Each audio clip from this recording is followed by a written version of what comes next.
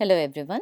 Let's review shloka number 67 in Lalita Sahasranamam. ābrahma kīṭajananī varṇāśrama vidhāyinī nijāGYā rūpanigamā puṇyāpuṇya phalapradā. Before we take a look at the meanings of the namas in this shloka, just a quick recap. We've been looking at Devi's omnipresence, that is her ability to be anywhere and everywhere. And in the previous shloka, we saw how with just blinking of her eyes, the universe gets created, and her having infinite heads, faces, eyes and feet, which signifies her ability to be anywhere and everywhere at the same time. And it also means that all the infinite eyes, head and face, etc. are nothing but Devi herself. So there is an underlying oneness in everything. So this is also a continuation of Devi's omnipresence. So let's take a closer look at it. ābrahma kīṭajananī. ābrahma means from Brahma. From Brahma, Kīṭa means tiny insect or a worm. So from Brahma till the tiniest insect or worm, Janani. Janani means one who gives birth. Jananam means birth. Janani means one who gives birth. In this context, we should interpret Janani as a creator. So she is the creator of everything from Brahma until the tiniest insect. So she is the supreme creator. So this again refers to the Devi as the creator of this universe. And you can also see in one line they are referring from Brahma until the tiniest insect. So in the eyes of that creator, what they are creating is no different, and there is no one is better or another is less. Everything is the same. So ābrahma kīṭajananī, she creates everything from Brahma until the tiniest insect. So everything is equal in that they are all her creation. varṇāśrama vidhāyinī. Varna is a fourfold classification of the society. Usually it is based on the gunas, the aptitude and the attitude. So that's varna. So the four varnas are Brahmana, Kshatriya, Vaishya and Shudra. So these are all occupational divisions. So if you look at Brahmanas, they are scholars. Mostly they are the people who are teaching others, or they are the priests who are helping people live a spiritual life or lead a spiritual life. Kshatriyas is the job class where they are responsible for protecting the country, ensuring there is law and order and ensuring welfare of the subjects. So all the jobs in that category fall under Kshatriya. If you look at Vaishyas, Vaishyas are the merchants. So these are the people who make trade possible. So they make things available, and be it from food all the way up to all the expensive rubies and diamonds. These are the people who make sure that everyone is having access to the things, and because of them trade flourishes. And then the last class of Shudras are people who do physical work. So these are the farmers who grow the crops. These are the people who make all our clothes. So this is all hard labor, right? And because of these people, everybody is able to have food, clothing. They are the ones who build the houses, all of those. So our basic needs through physical work, they are able to make that happen. So these are the four job classes. And if you look at the word varna, it has the root as vru. Vru means to choose, or vara means to choose. So that's why if you look at it, Swayamvara is where a girl chooses her own suitor, right? So Swayamvara is that choosing, Vara is choosing. The word Varana means to choose. So according to the olden days, this Varna was based on a choice, someone's aptitude. It was a self-selection. Of course, in these days, this Varna is a taboo word, and we all interpret that as a caste, which is based on where someone was born in, and but that's not how it was looked at in the Vedas. That was a self-selection, and it was something like today's career path. We could choose to study anything and do any job, provided we have the aptitude for it and we have the right attitude for it. So where does attitude come into picture? So today, if you're a doctor, you have to you have to be on call, so you could get calls in the night. Someone who cannot accept that will be difficult. And then now we've seen in the pandemic, right, doctors selflessly went and served everybody. They did not have the choice to be scared like everybody else and stay home. They went, and while the pandemic was in its peak, they had to be in the hospitals, they had to be on duty. Whereas the rest of the people who are engineers or any other profession, we had the choice to say put the mask on and stay inside the house and don't go anywhere. So each job comes with certain attitude. And if you take a soldier, even today, someone who's in the soldier in the army has a risk of being called into a battle, and they could lose their life with that, right? That comes with a certain attitude that they are able to expect. So varna comes from varana, which is self-selection. So it had nothing to do with where one was born. It's more about what one wants to do, and people can choose that. Ashrama. Ashrama means the stages of life. So all human beings go through 4 stages in life. So the first stage is brahmacharya.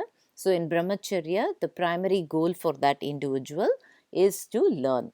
At that point, they are a very young individual. A brahmachari is very young and is preparing themselves to face life. So that's what brahmacharya is all about.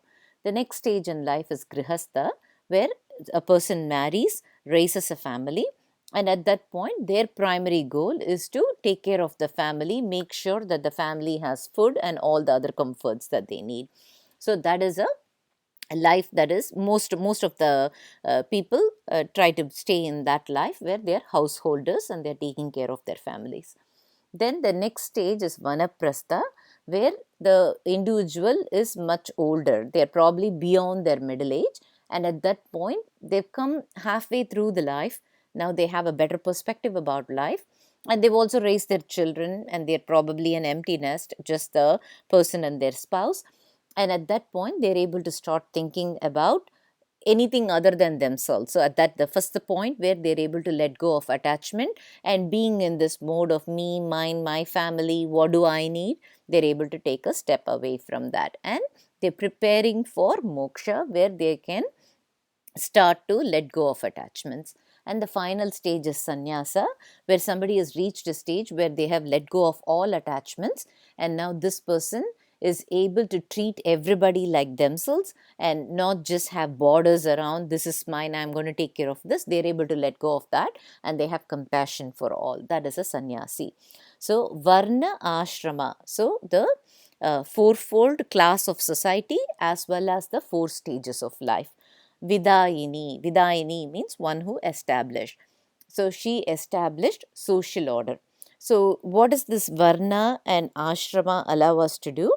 If you look at varna, each job class has to have a job description, and they have to behave in a certain way. If a person you rely on to protect the country starts to steal from everybody, then that's a problem. So there is a certain roles have responsibilities, and there is a certain job description which holds today too. If you're an engineer, there are a few things you have to do. If you're a tester, you have to be able to do a few things. So similarly, that allows for it. And ashrama, the stages of life define what our needs are, and it also allows us to think about what is a harmonious way to achieve that need without causing harm to the rest of the society. So between varna and ashrama, it maintains a social order. So she established a social order. So now you can see she not just created the universe that is so varied, from Brahma all the way to the tiniest insect. You can think about all the different living things in that spectrum. She has created a social order that allows for everyone to peacefully coexist. nijāGYā rūpanigamā. nijāGYā, agnya means command. So her command, Rupa means form, is in the form of Nigama. Nigamam means Vedas. So her command is in the form of Vedas. So the Veda actually defines all the dharma that everyone should follow.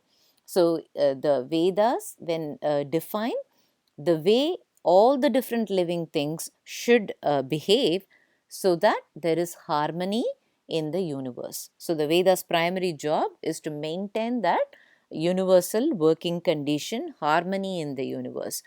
So, everything has a role, and generally if you see trees or animals are all limited in that they cannot just go beyond whatever their framework is, right?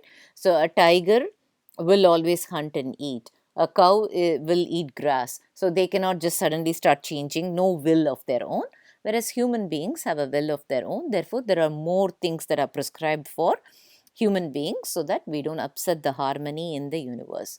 And following the Vedas not just allows for harmony with the universe, but it also ensures harmony within oneself. And so, when we follow Vedas, we are able to get to Sat, Chit, Ananda. Sat means true. True equals reality. As human beings, we all always have a perception of reality. We see the world through our own lens, and that lens is slightly skewed based on our experiences and how we perceive things, or how our background, etc. And therefore, we always have a view of the world. So, the reality we see is not the truth, it is our version of that reality. That's why it's a subjective reality. But when one gets the ability to see the truth, then they are able to gain higher consciousness. That is the Chit. So, when they have that consciousness, they become one with that universal consciousness. The result is Ananda, which is bliss. So, following Vedas not just allows harmony in universe, it allows harmony in oneself, and it allows a person to achieve eternal happiness. So, her command is in the form of the Vedas. Puṇyāpuṇya phalapradā. Punyam means good or virtue. Apunyam means not good. It is not the same as papa. Papam is a sin. When someone does something wrong knowingly, it's a papam. But if someone does something wrong due to ignorance or lack of awareness, then that is a apunyam. And puṇyāpuṇya phalapradā. Phalam means results and or consequences. Prada means gives. So, she decides the consequences of our meritorious actions and not so meritorious actions. So, you can see that there is a complete process in here. She created this universe and all the living things in it, right from Brahma all the way up to the tiniest insect. So, covers the whole spectrum of things within this universe. varṇāśrama vidhāyinī, she defined rules for how the society should be divided and how it should come together so it can meet the needs of different types of people in different stages of their life. And she gave clear commands in the Vedas so that the whole the different people and different things can all coexist and live harmoniously. And she is watching over that and deciding based on someone following or not following the dharma stated in the Vedas. She is creating consequences or karmic results. So, there is a whole process that is defined, well defined, and there is oversight for that process, and there are consequences for not following the process. So, a perfect working order for the entire universe. We'll follow this video with another video with a short story about how Varna was a self-selection and how it is not tied based on one's birth, rather based on one's aptitude and attitude. Thank you.